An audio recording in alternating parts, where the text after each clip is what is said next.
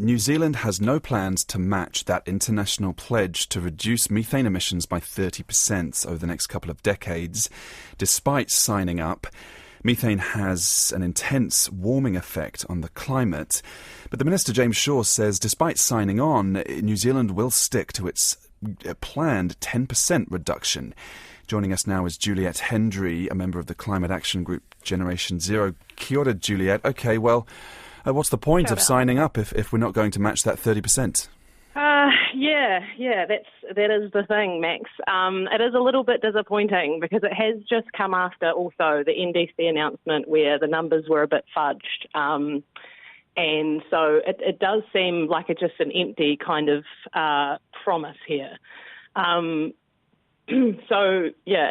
is exciting to see that they're trying to do something with methane, and then when you actually dig into it, it's just a bit of an empty promise. Yeah, I mean, empty promises, listening to the analysts in regard to COP26, that's kind of been the take that, world leaders are saying the right things, but are ultimately what? A little toothless? Yeah, well, I mean, if you look at what New Zealand was supposed to contribute as a developed country was supposed to be a lot more than others. And we've seen to have done that with the NDC, but in actual fact, because we're doing offshore emissions schemes, it's not actually the case. Where do you think the government should be doing better? So far, the actions, specifically talking about methane, the government have let the actions behind like the agricultural sector shifts be their kind of own responsibility and own suggestion, when the government actually have like the technical expertise to put the bottom line down and move forward.